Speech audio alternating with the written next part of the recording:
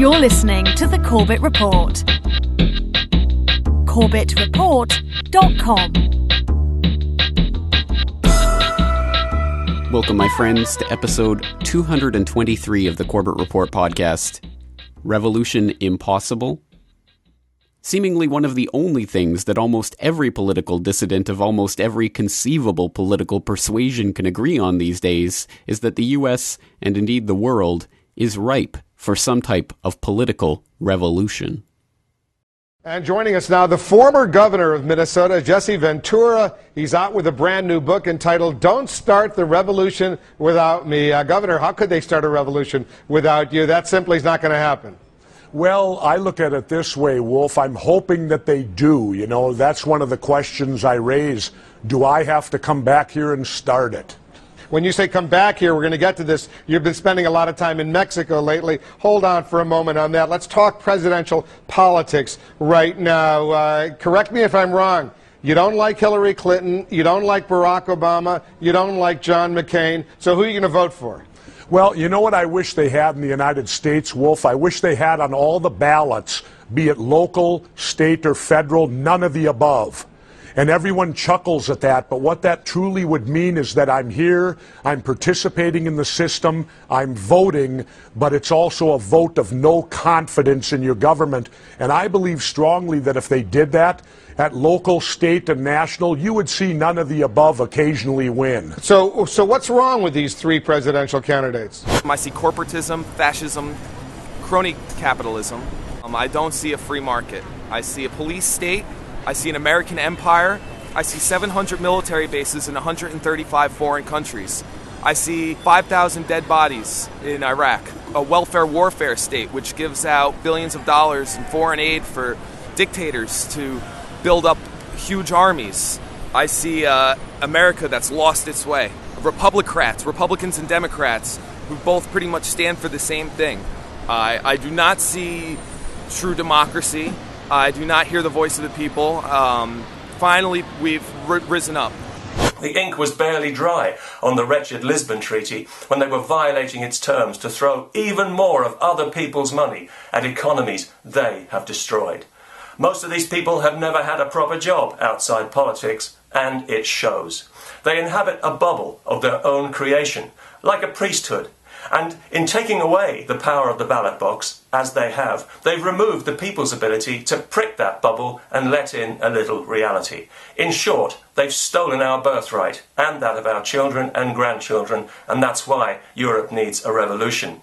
My first question to you is, your main message is capitalism is a failure, revolution is a solution. Can you explain to us how you would apply this statement to the current situation in the United States? Well, I think the situation in the United States and the situation in the world, because the United States economy is obviously integrated into and dominant in the world capitalist system, that what we see is that this is a system, capitalism, that has caused, untold suffering. Well, I do believe that there's some kind of revolution coming. I don't know if it'll be violent or not. I'm not necessarily saying that, but there's got to be some sort of social or economic upheaval that's coming, because we can't continue to keep raising gas prices, food prices. They can't continue to go up without there being some sort of critical mass situation happening. No, I don't think one has to go too far out on a limb to posit that revolutionary fervor is very much in the air and is being picked up right now by people of various political persuasions, even those with whom I am obviously in fundamental political disagreement.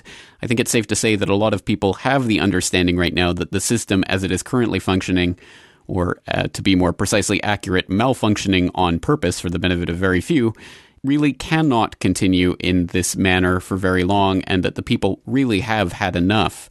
And I think anyone who has been listening to this podcast or any of my other work for any length of time probably understands the very many reasons for that, the political, social, and economic breakdown of our society and civilization, and the real nexus that we find ourselves at. And of course, when we find ourselves at those junctures in history, revolution, revolutionary fervor, revolutionary sentiment, and revolutionary rhetoric become well, quite fever-pitched. And again, I think we have all experienced some of that and perhaps even been taken in by some of that in our own time. But today, the question really is, what kind of revolution are people talking about? What is revolution? How do people propose to affect it? What kind of change can really come through that type of revolutionary moment in history? It's a very good question. It's actually much more important and much more difficult to answer than it might at first case or at first blush appear, because a lot of people tend to think that revolution is simply something that happens. It's a spontaneous outgrowth of a certain political moment, and the people pick up their arms and the evil leader is overthrown and everything is put back in its right place and the world continues on in its inevitable march of progress. And I think that at least probably the way that I phrased that should have instilled a couple of doubts about that type of narrative, although that is pretty much the way that the revolutionary narrative is presented to us. And as listeners to my earlier podcast on the Romanian Revolution and what it accomplished, or perhaps more importantly did not accomplish, will already know that that narrative is badly in need of fine-tuning or repair or perhaps complete alteration, a revolution in our thinking about revolution, one might even say. Well, let's start from the ground up, because obviously revolution tends to invoke in our minds the idea of the bloody uprising, the chopping off of the king's head and the instituting of a new order. And since the podcast here and all the work that I've been doing is quite openly and quite vocally against the institution of the New World Order that the so-called would-be elite want to invoke, I think we should also be wary of other people who claim that they want to institute a new order in the name of overthrowing the New World Order. I think we have to be wary of the bloody uprising and all of the various ways that even well-meaning people can be whipped up into the most bloody revolutionary fervor with the promise of instituting a fairer system. And this is an idea that goes back centuries and really has many of its philosophical roots in the writings of Jean-Jacques Rousseau, who was more or less directly responsible for the French Revolution. Now, the French Revolution is one that I constantly come back to when I'm trying to make this point about how bloody uprisings are not what they might appear to be, or not what some people might fantasize them about them being, as some sort of great opportunity to seize power in the hands of the people and institute the perfect shining utopian republic, or whatever it is that people think they're going to institute in order to better govern their lives. Well, I think the French Revolution serves as the most stark warning of what is possible in the name of that type of utopian thinking, because it did happen exactly as I posit that it inevitably does. The bloody revolution, the bloody uprising inevitably turns into the tyranny it is trying to fight against. And people might point to the American Revolution as a better example of what's possible, but as we've seen, no revolution is perfect. No revolution will leave the world perfectly spotless and in perpetuity a place that will be enjoyable for our grandchildren and their grandchildren and their grandchildren forever. Of course, that's not the case. And of course, that's something that the founding fathers of the United States even openly talked about, how a revolution would be needed every 20 years to wipe the slate clean and start again. And that's something that obviously has not been taken to heart, as we are now a couple of hundred years into the American enterprise, as it were, and obviously have arrived at a state of tyranny far worse in many respects than the colonists were experiencing under the reign of King George. So, what then to make of revolution? Well, once again, I don't want to just gloss over this point about the French Revolution and what happened there, how the French Revolution so quickly devolved into the Committee for Public Safety and the reign of the Jacobins and Robespierre and the reign of terror and the bloody rule of the guillotine. This is an extremely important piece of history for us to know and to understand about how well-meaning people who truly were upset and fed up with the system as it was under the Ancien Regime and King Louis and all of the abuses that they were suffering and the rising price of food because of the failed harvests year after year, and all of that spilled over into a revolution that ended up eating itself. And once again, I don't want to just gloss over this. It's an extremely important point. So let's take a short listen to a very good British documentary on the overview of the Reign of Terror. My favourite quote is Sanju's saying the Republic consists in the extermination of all who oppose it. In other words, the point of the revolution is slaughtering anyone who might disagree with the government at that moment in time. That is what Robespierre and Saint-Just are all about. They're excited by the possibility of a great and general bloodletting, out of which the new perfect man may come. What followed in the winter of 1793 was one of the major purges of the Terror, characteristically packaged by Robespierre in a wrapping of intense self-congratulation. Citizen people's representatives, you have before your eyes Europe's record and your own. And already you can form a conclusion from it that the universe has an interest in our conservation.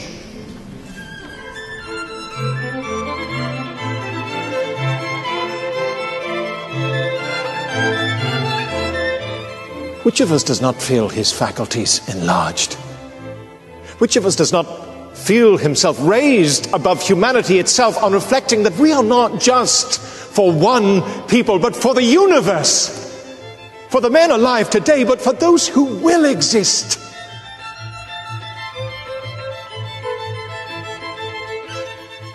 In the world we are creating, all people will become a single people of brothers. And you would have as many friends as there are men on earth. But it is time to teach the imbeciles who are unaware of it, and the perverts who pretend to doubt it, that the French Republic exists. You can feel legitimate pride. Congratulate yourselves on having annihilated royalty and punished kings, overthrown the idols on whom the world grovelled. But above all else, for running the blade of the law against the criminal heads that rose among you. That's one of the psychological crunch points which drives the terror onwards, is the sense that they're being stopped from doing something wonderful, something good for everybody, by this persistent opposition, by all these enemies that continuously emerge from the woodwork. They could be doing so much. They could be creating a reign of virtue. They could be making heaven on earth. You know, that does drive them closer and closer towards the idea that really the only solution is a total extermination of their enemies, wherever they may be found.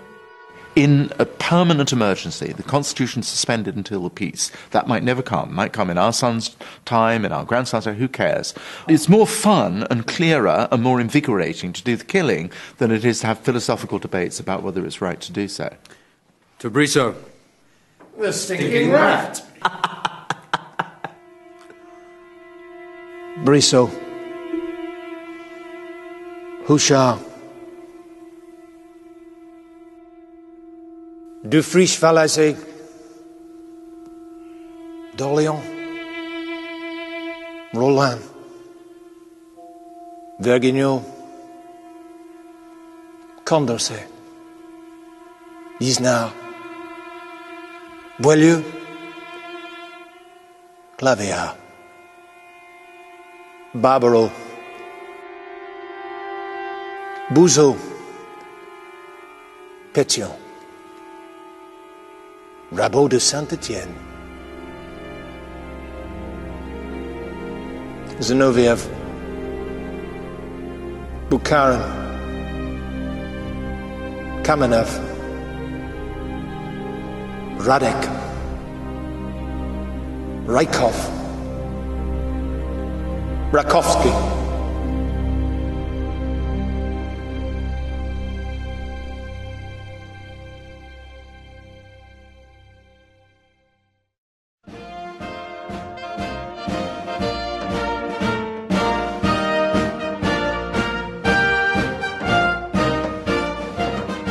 The execution of the Brissot faction led one deputy to call the convention the most dangerous place in France. But he was wrong. Lyon had a better claim to that. Couthon had left now, and Collot was there to finish the job of purifying the city. Let's go, get in there! He has to make Carthage, in some ways, of Lyon. He has to go in there with a sense of destruction so extreme, almost without historical precedent, that will make such an impact on the rest of France that no one will dare do what Lyon has done. Citizen Robespierre, those fears for the suffering fatherland which determined me to come here at your suggestion were not misplaced. We have created 2 new tribunals to judge the traitors. As you say, it is necessary that Lyon shall no longer exist. You could be executed for very, very little, essentially. What was crucial was numbers rather than guilt or innocence in that sort of situation.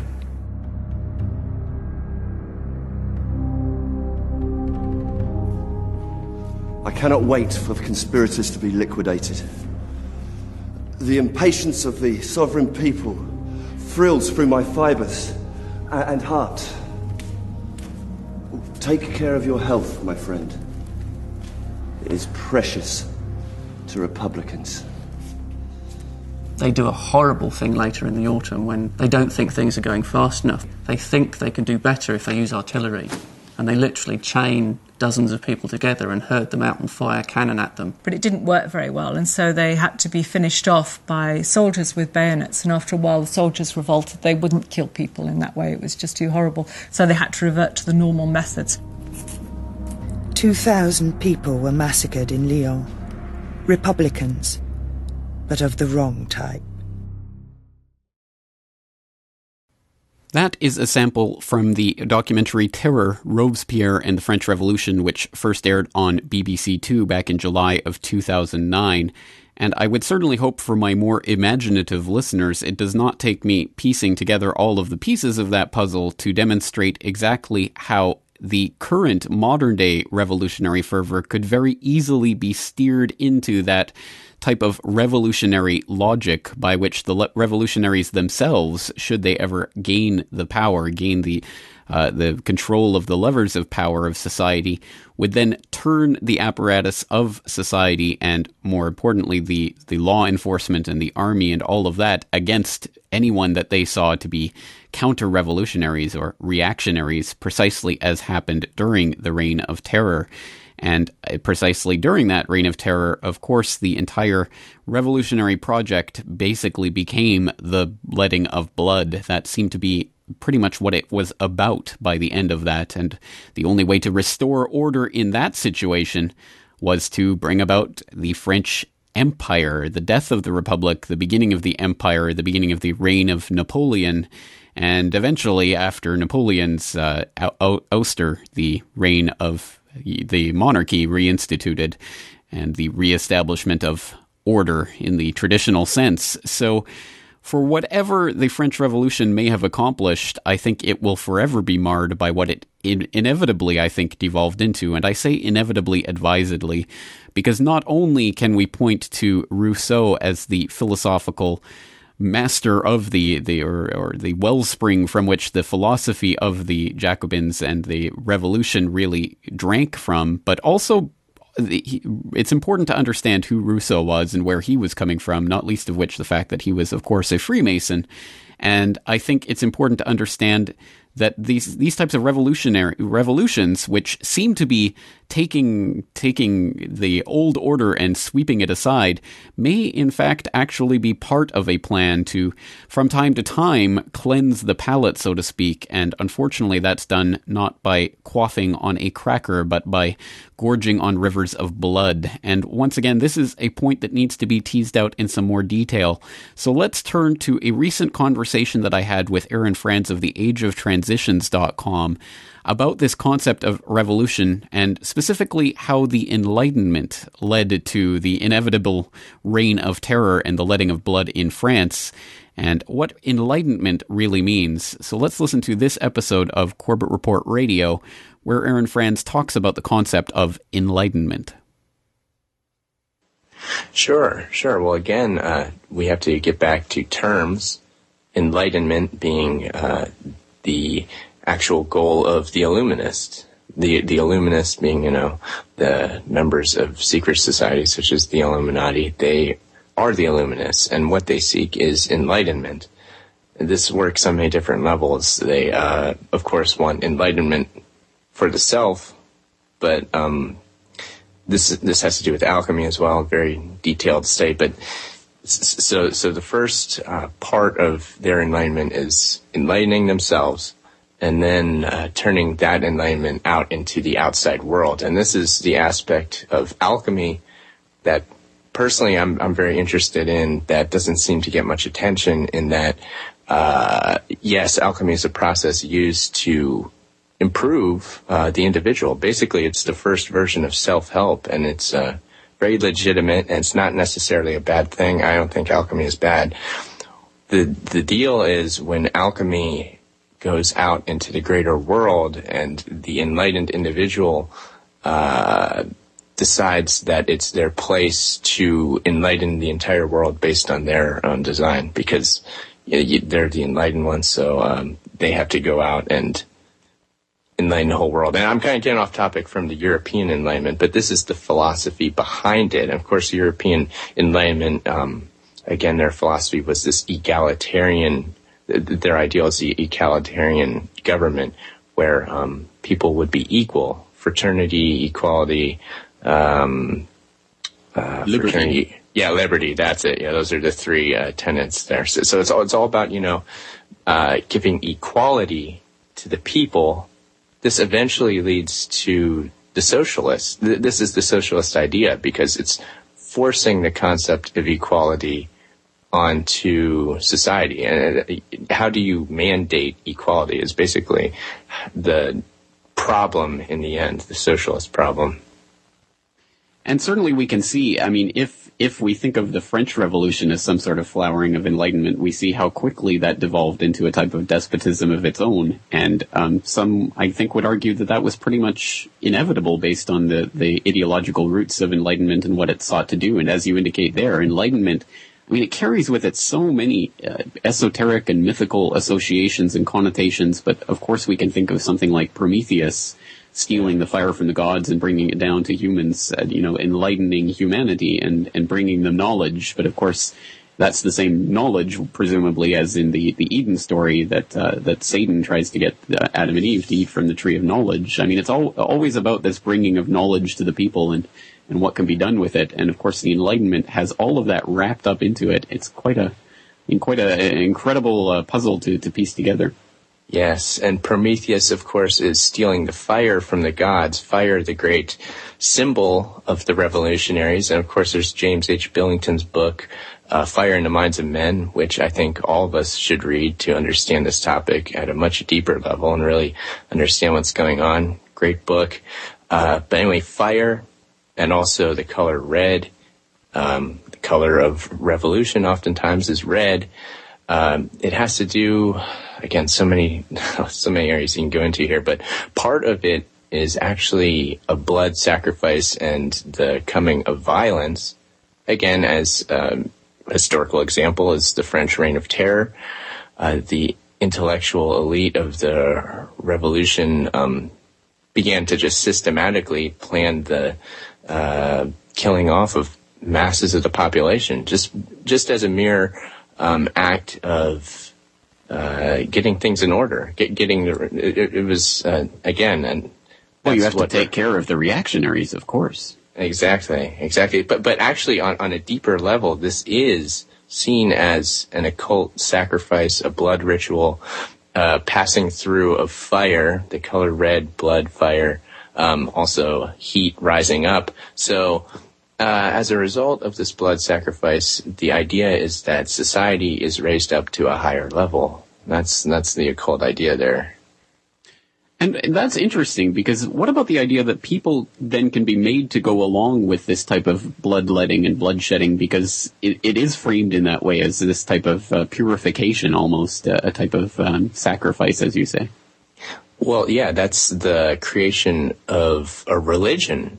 And again, Billington calls it the revolutionary faith, and he goes as far to say that the revolutionary faith is the faith of our time. That's a very intense statement and very profound when you think about it, the revolutionary faith, because people, if you look at any given revolution, and again, even just small thought revolutions, you can see true believers pop up, and they are very intense, if you, to say the least. Mm-hmm. Well, I think there's no doubt we are being prepped as a society, as a civilization, for some sort of cataclysmic event, and one can imagine that could take a revolutionary flavor very easily. So on that note, we will continue talking with Aaron Franz, theageoftransitions.com, right after these messages.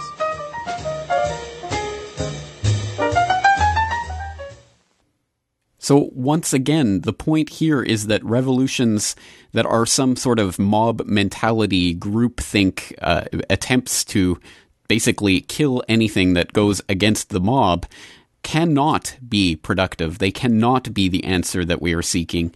And absolutely, unfortunately, it has happened time and time again throughout history, and it has devolved into sheer bloodletting for the sake of bloodletting far too many times. And unfortunately, that is just the sacrifice in one form or another for whatever group may be puppeteering it, may be steering the course of events, may be seeding the ground, as it were, with the false philosophies like the Rousseaus, who get us to believe in the concept of the general will and how people must die if they oppose the general will, and how people must be forced to be free, to use Rousseau's phrase, which became really the ethos of that reign of terror. And exactly those types of false philosophies can so easily lead the mob astray, and that's precisely what we want to avoid. And once again, I hope it does not take too much imagination on the part of the listener to understand how, for example, people like myself and others have expressed concern with the epithet, the truth movement, because certainly if we are the truth movement, then those who oppose us must be the liars, and thus they must be taken care of. And that type of logic will inevitably devolve into how do we take care of that problem? How do we stop the liars? And unfortunately, it quickly devolves into the mob mentality, bloodletting for bloodletting's sake. So once again, I hope that point has been made clear, that unfortunately, even the greatest causes and led by the greatest people with the greatest intentions can and often does devolve into complete tyranny. And it's important to understand how that has happened in the past in order to avoid it. So it seems that we've arrived at a point where I would be willing to posit that what we really need is not some sort of general mob mentality of people taking some sort of vigilante justice against anyone who stands in their way. What we need is a group of people who are examining the issues for themselves, who are coming to an understanding of what the problem is through their own readings and their own understandings, their own quest to find this information, and are coming up with their own solutions for this problem on an individual level, rather than some sort of mob mentality rushing along with the group to get things done. But perhaps that is a pipe dream, and not only because it is extremely difficult to imagine the vast mobs of, unfortunately, zombified people. And I say zombified because I don't like to posit the people as being sheeple or zombies. I think, unfortunately, the public has been deliberately dumbed down for a very long time, and that's why we have arrived at a state where people are much more knowledgeable about the latest fashions or the latest sports scores or what have you than they will ever be about what is happening on a day-to-day basis, like the types of things we cover here on the Corbett Report, the things that will actually affect their lives and the lives of their progeny. But unfortunately, we have been dumbed down into that state where people are zombified for so long. And not only that, it is not only a biochemical process through the various biochemical attacks that we're undergoing at all times. And it's not only that the media keeps us distracted with meaningless distractions.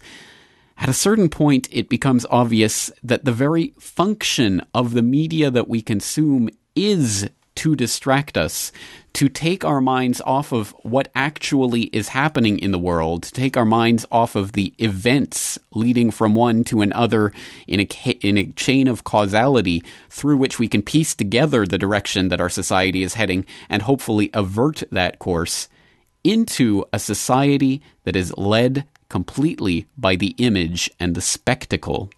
This is an extremely important point. It is philosophical in nature and it is somewhat abstract, but it is extremely important that we understand this and how this process, even the nature of the media that we're consuming, not just the media itself, but the nature of that media actually to a certain extent governs the way that we think about world events, or more accurately, the way that we cannot think about world events, and thus can never come to a true understanding of what's happening, let alone come up with a plan for changing what is happening.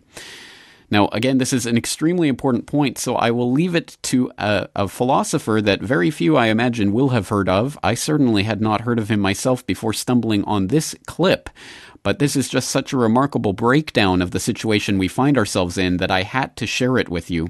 It's from a lecture delivered by a philosopher named Wilhelm Flusser, and I know remarkably little about him, except for the fact that he is remarkably little known in the English-speaking world. He is best known for his writings in German and Spanish, but he is a professor who lectured and wrote extensively on the nature of media and how it affects our society. And he passed away in 1991, but in April of 1990 in Budapest, he delivered a lecture on the Romanian Revolution. Once again, that revolution that we covered in the earlier episode of this podcast talking about the Ceausescu and how to overthrow a dictator. Well, he was talking about that revolution. However, his lecture makes clear that he didn't really believe that a revolution had really happened in any sense of the word at all, which is sort of where we left off that How to Overthrow a Dictator episode of this podcast. So you might want to refresh yourself by listening to that podcast again, but let's listen to Wilhelm Flusser talking about revolution in the age of the image. I believe that whatever happened in Romania merits philosophical reflection. Of course, it's too early. We do not have the necessary distance. But still, something seemed to have happened there. It is called here a revolution. I think that's a wrong term, because revolution is a political category, and it doesn't look to me that what happened over there is political at all. Now, whatever happened there may, in the future, be interpreted as a turning point. It may be that what French and American philosophers are used to call post-history, post-histoire, has found its first, or almost first, expression in that small country of Broadway, if I may say so. Imagine for a moment, and this is why I accepted the invitation to come here to this meeting. Imagine for an instance that such a thing should happen, let's say, in the United States, or even in Western Europe. Imagine for an instance that television in the United States would take over. And I think you will have imagined the end of history. The end of what we are used to call history. Now, of course, it happened all the way in Romania, where nobody cares about. But imagine for a moment that it happens in what we are used to call the centers of decision. Even in Moscow. I will submit to you the hypothesis that a new situation in the image culture is about to happen. But in order to sustain such an hypothesis, I will have to give you a few theoretical concepts. Please look at what I wrote on this blackboard. We have at least two possibilities to face our world. One is through image, and another is through linear writing. Originally, man was immersed in his circumstance. Now, when Homo sapiens sapiens came about, he made a step back from this circumstance, what Heidegger calls a Schritt zurück, and he tried to look at the circumstance from a subjective distance. And the result was an image. Now the image transforms the world into a scene, like in a theater, scene, S-C-E-N-E. Through image, the world has a scenic character. It shows contexts, what Wittgenstein calls Sachverhalte, or what Heidegger calls Verhältnisse, Bezüge. The world seen through imagination is a context wherein things relate to each other. Now this has a magical character. Every image is strongly magically loaded. When the first images were made, let's say at Lascaux, they were meant to orient people in the world. For instance, they were meant to show how to hunt oxen or ponies. And when people were exposed to these images, they probably danced. They made ritual happenings. And then they went out to hunt the animal. It is absolutely impossible to see the image outside magic. That is why I spoke yesterday in my brief intervention about voodoo. There is a voodoo character in every image. I told you that the image had a purpose to orient people from outside in the world in which they are thrown. An image is the possibility for me to step out from the world and see it from outside. So they are sorts of maps. But they are mediations, or as you say here, media, which is a barbarian way to use Latin. So they are mediations. They mean the world. But by meaning the world, they also hide it. This is an inner dialectics of every mediation. In German, for those who speak German, it becomes very clear. Bilder verstellen, was sie vorstellen. Sie stellen sich vor das, was sie vorstellen sollen. Now, this inner dialectics, which is responsible for the fact that images hide the world,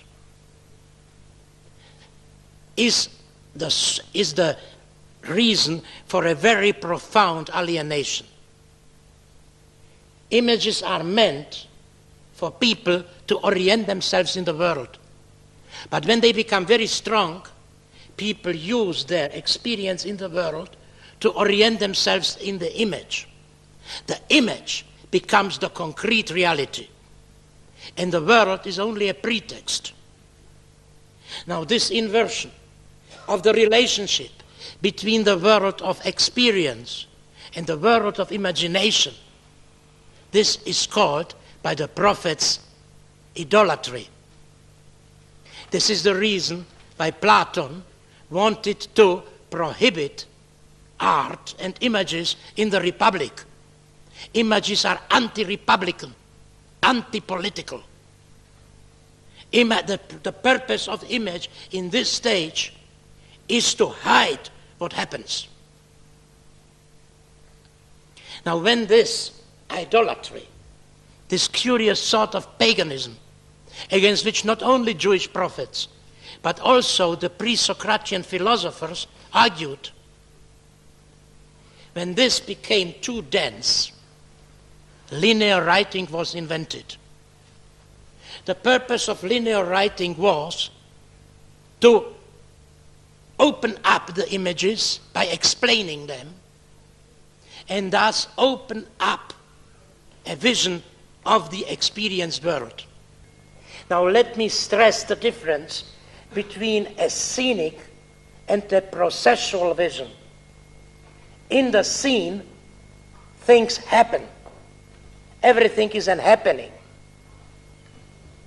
In the linear processual world, nothing happens. Everything is an event.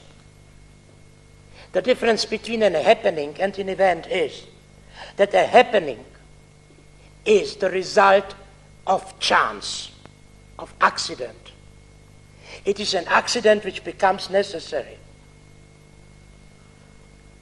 Those of you who know Monod, for instance, Le hasard et la nécessité, and those who know the reflections about chaos, which are now in fashion, will understand what I mean.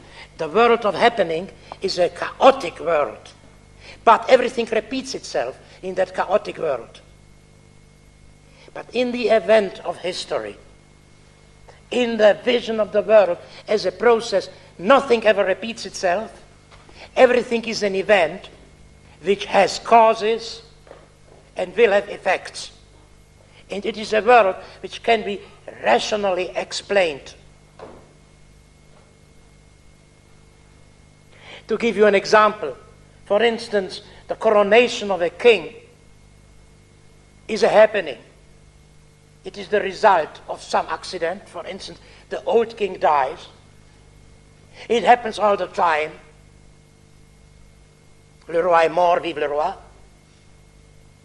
And it is always something festive and magical. Now, the discussion of a law in Parliament is not a happening. It's an event. It has causes, and it will have effects, and it is done in order to have effects. The consciousness which corresponds to image is called the magical, mythical consciousness. And the consciousness which corresponds to linear writing, to this processual vision, is called political consciousness. Please understand what I am driving at.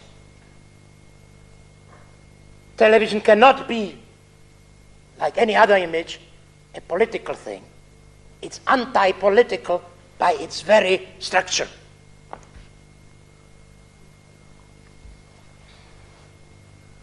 And political consciousness is always directed against the image. Now, as you know, Western history begins with linear writing, for the simple fact that before the invention of linear writing, there was no history. There were no events. Everything only happened. And with the invention of linear writing, events were created. But of course, images didn't give up. As the linear writing advanced against images, in order to explain them away, the images infiltrated themselves into the texts, and they began to illustrate the texts. The dynamics of Western civilization, this inattention within Western civilization, which renders it so explosive and so dangerous for other civilizations, is the fact that image and text, imagination and conceptual thinking, magic and politics are always in conflict with us.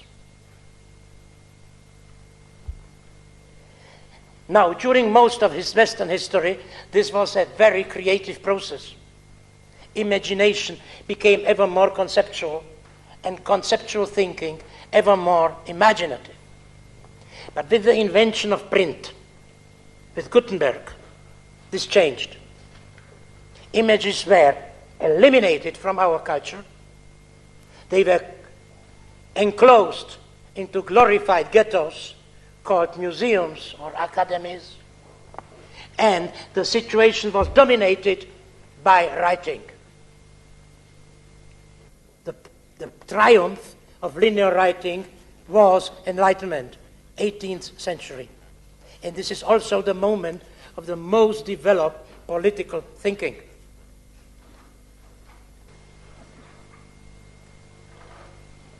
But as rational thought, political and scientific thought advanced,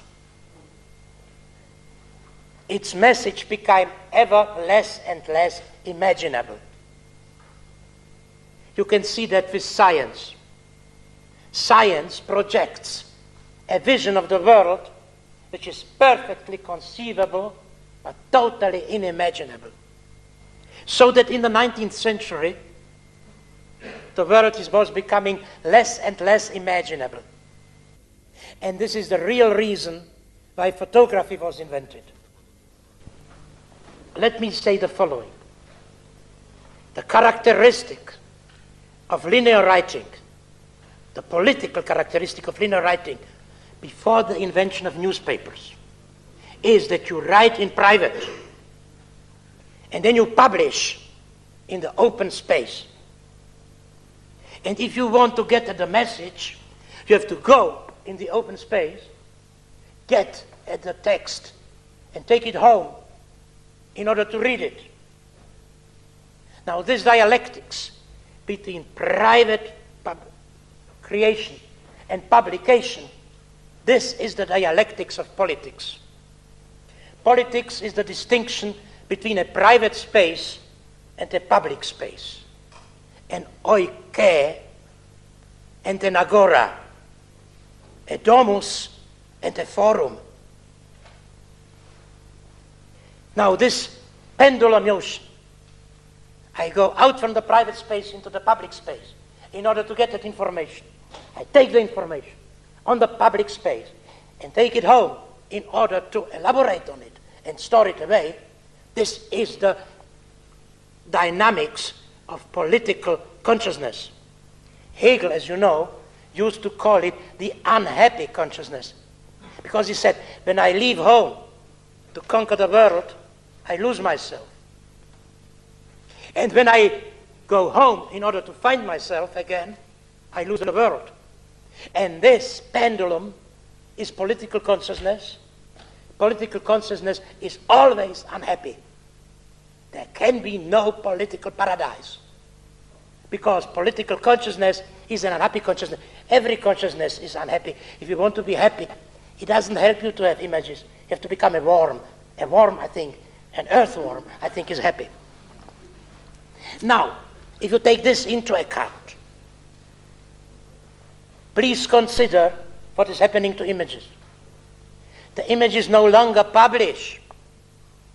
They are elaborated in a private place, and they go directly to the other private place. The sender is private, and the receiver is private. And the public spaces has become unnecessary, redundant. I think there is a party in Hungary which is called Forum. Let those people understand that the forum is no longer operative. There is no use for a forum any longer, because everything goes directly from the private place to the private place, where the public space, political space, used to lie. Now there are visible or invisible cables. Now, I do not say that the same is not true of writing. Newspapers, for instance, are distributed to the private space. So even newspapers can be anti-political. Still, there is something in what is called the information revolution. And here the term revolution is correct, not in Romania, but in information. The information revolution, what the impact of information revolution is, that if you want to be informed, you have to stay home. If you go to the public space, you lose information.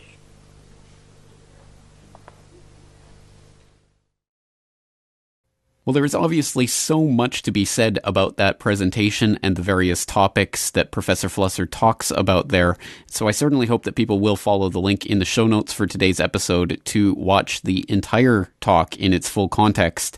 and better understand some of the things that he's talking about. But there are just so many points there that I'd love to pick up on. And of course, this is an idea that is not entirely new or completely unknown before Professor Flesser's talk there in 1990. Certainly, it has been expounded by various people in different paradigms, and perhaps the most obvious philosophical forerunner to this type of talk are the situationists and Guy Debord, who was a French Marxist theorist and a writer who was writing in the middle of the 20th century, and perhaps his most famous work is The Society of the Spectacle. And I'll read some excerpts from that because I think it's probably even more relevant today than when he was actually writing. And Society of the Spectacle opens with an epigraph from Feuerbach. But for the present age, which prefers the sign to the thing signified, the copy to the original, representation to reality, appearance to essence, truth is considered profane, and only illusion is sacred. Sacredness is in fact held to be enhanced in proportion as truth decreases and illusion increases, so that the highest degree of illusion comes to be the highest degree of sacredness. And then the text proper of the Society of the Spectacle starts, quote, "In societies dominated by modern conditions of production, life is presented as an immense accumulation of spectacles. Everything that was directly lived has receded into a representation. The images detached from every aspect of life merge into a common stream in which the unity of that life can no longer be recovered. Fragmented views of reality regroup themselves into a new unity as a separate pseudo-world that can only be looked at. The specialization of images of the world evolves into a world of autonomized images, where even the deceivers are deceived. The spectacle is a concrete inversion of life, an autonomous movement of the non-living. The spectacle presents itself simultaneously as society itself, as a part of society, and as a means of unification. As a part of society, it is the focal point of all vision and consciousness. But due to the very fact that this sector is separate, it is in reality the domain of delusion and false consciousness. The unification it achieves is nothing but an official language of universal separation. The spectacle is not a collection of images. It is a social relation between people that is mediated by images. The spectacle cannot be understood as a mere visual excess produced by mass media technologies. It is a worldview that has actually been materialized, a view of a world that has become objective. Understood in its totality, the spectacle is both the result and the project of the dominant mode of production. It is not a mere decoration added to the real world. It is the very heart of this real society's unreality. In all of its particular manifestations, news, propaganda, advertising, entertainment, the spectacle represents the dominant model of life. The spectacle cannot be abstractly contrasted to concrete social activity. Each side of such a duality is itself divided. The spectacle that falsifies reality is nevertheless a real product of that reality. Conversely, real life is materially invaded by the contemplation of the spectacle and ends up absorbing it and aligning itself with it. Objective reality is present on both sides.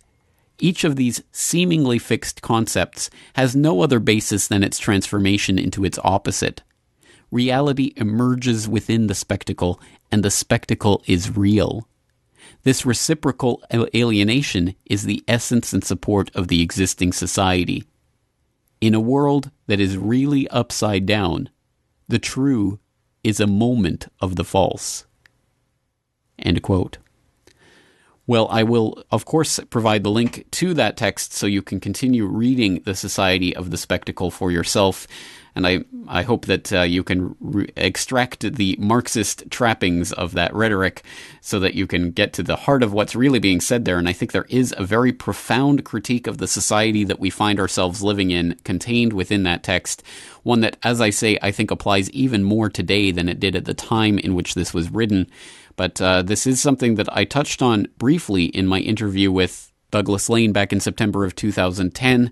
We talked about the situationists and how this idea of the spectacle really guiding our society has come to unfortunately take on all too much of a reality, and we've gotten to the point where unfortunately, it really plays into what we've talked about on Corbett Report Radio earlier, the type of learned helplessness by which, unfortunately, the public has been so inundated with this society of the spectacle and taking the spectacle for reality that people tend to think now of the world as this outside thing which they access through their TV screen or their computer screen inside of their own home, and it is just another image to be consumed. It is not something that we affect directly. It is not something that we actually have an effect over or on, not something that we work on, not something that can be shaped by us, but something that is merely there for us to take a look at, for us to see.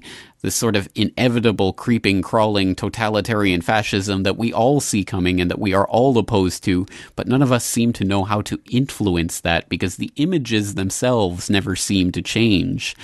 And to a certain extent, that paradigm is being broken with the rise of citizen media, citizen journalism, alternative media, these types of alternative images that are suddenly breaking through and crashing through that control, that complete and utter totalitarian uniformity of image that we've been subjected to in the corporate propaganda model for so long, that there is some sign that people are waking up and realizing that the world can still be changed and can still be affected by real individuals taking this information into their own hands.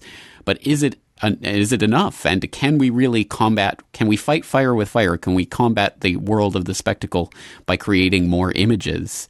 Well, certainly I think what this points to is that if we are being put into this society where we are truly being told that we are these passive receptacles for all of this imagery and that we are just to look at the images coming on our screens as the commander-in-chief signs in draconian law after draconian law, and unfortunately the totalitarian bent takes shape all around the world, and as the economic collapse quickens and all of these other horrific events we see unfolding continue to unfold on our computer screens or on our TV screens.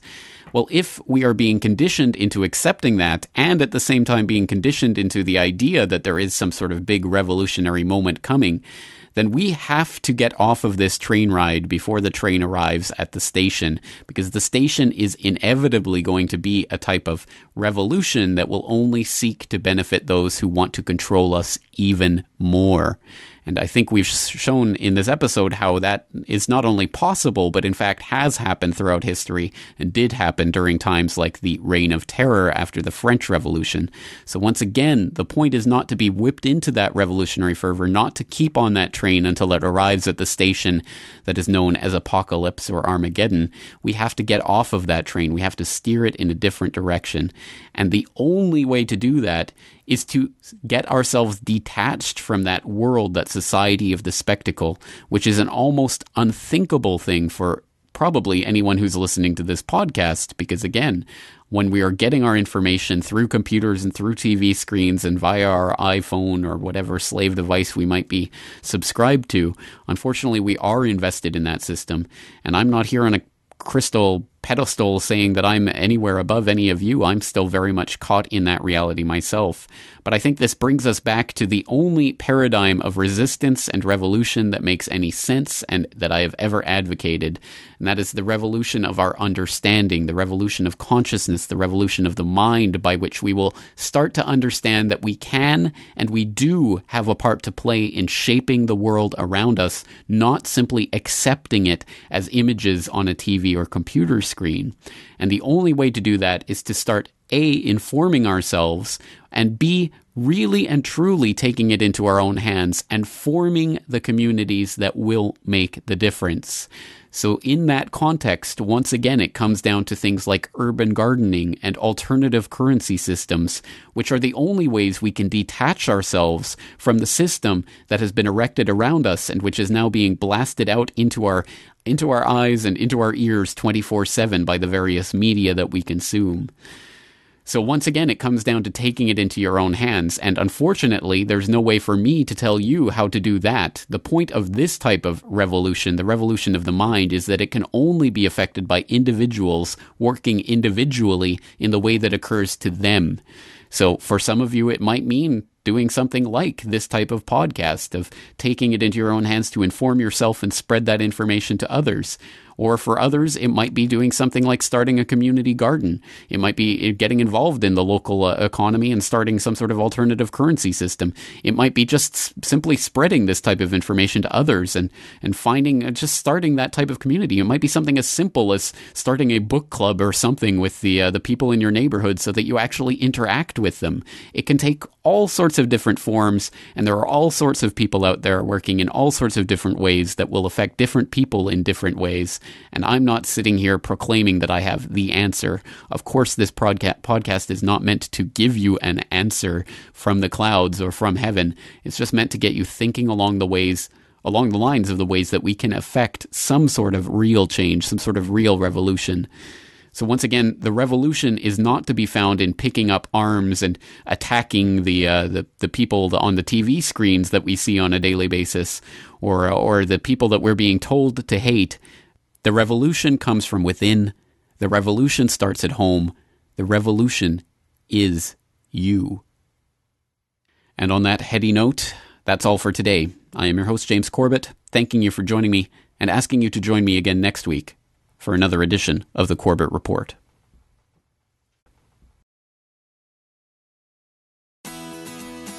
The Corbett Report is brought to you by the Corbett Report subscriber, a weekly newsletter featuring James Corbett's international forecaster editorial, recommended reading and viewing, discounts on Corbett Report DVDs, and once a month, a subscriber-only video.